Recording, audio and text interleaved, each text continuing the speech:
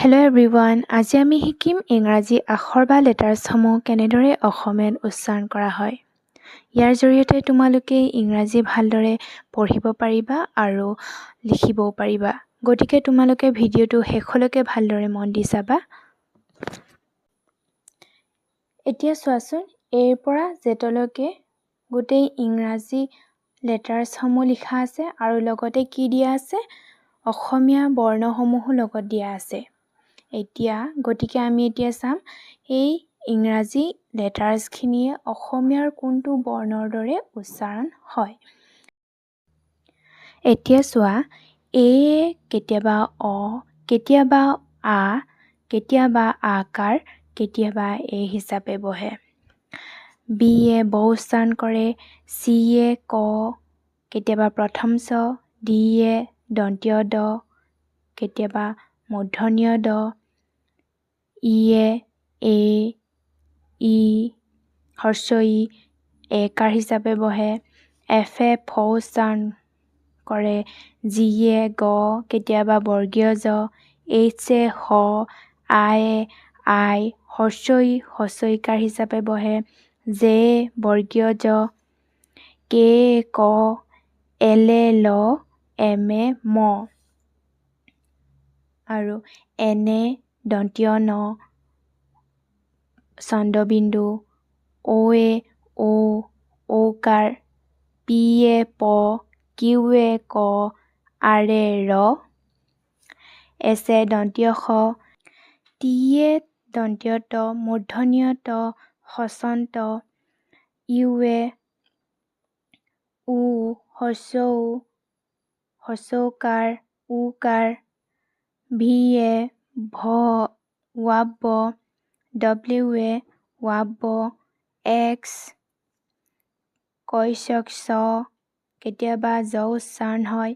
ৱায়ে য়, কেতিয়াবা হস্ৰ ই, জেতে বৰ্গীয় জ উচ্চাৰণ কৰে। এইসমূহৰ উপৰিও আৰু এনে কিছুমান উচ্চাৰণ আছে, এইসমূহ চাওঁ আহা। CHয়ে ভ বুজায়, CHয়ে প্ৰথম চ, কেতিয়াবা ক উচ্চাৰণ হয়। DHয়ে ধ, GHয়ে ঘ, JHয়ে ঝ, KHয়ে খ, PHয়ে ফ, SHয়ে তালব্য শ, THয়ে থ, কেতিয়াবা দ, NGয়ে ঙ আৰু অনুস্বৰ। এতিয়া তোমালোকে পৰিচিত হ'লা নহয় কোনবোৰ আখৰৰ কেনেকুৱা ধৰণৰ উচ্চাৰণ হয়। গতিকে এতিয়া আমি এইখিনিৰ সহায়ত কেইটামান শব্দ ইংৰাজী লিখিবলৈ বা শিকিবলৈ চেষ্টা কৰোঁচোন আহা।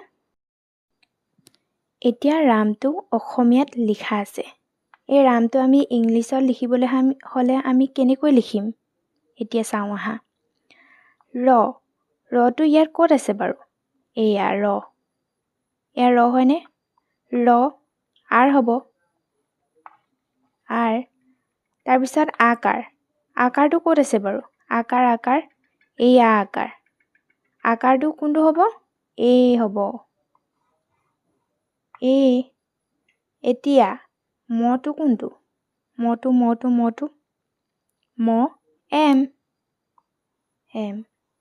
এইটো হৈ গ'ল ৰাম। এতিয়া আকৌ বেলেগ এটা শব্দ লিখি চাওঁচোন আহা।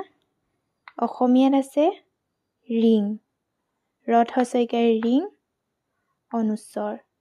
এতিয়া আমি কেনেকৈ লিখিম?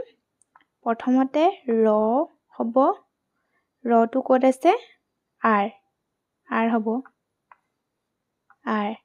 হস্ৰ ইকাৰ আমি ক'ত দিছিলোঁ? এইটো নহয়নে? আই হ'ব, আই। অনুস্বৰটো আমি কি বুলি পঢ়িছিলোঁ?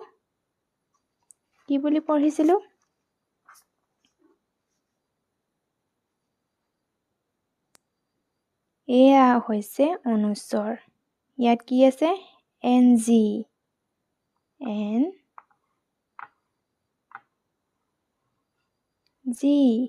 এতিয়া ৰিং হ'ল। কথাটো বুজি পাইছানে বাৰু? আশা কৰিছোঁ তোমালোকে ভালদৰে বুজি পাইছা। এতিয়া তোমালোকে ইয়াত দিয়া শব্দটো নিজে কৰিবলৈ চেষ্টা কৰিবাচোন। এই ভিডিঅ'টো ইমানেই আছিল। ধন্যবাদ।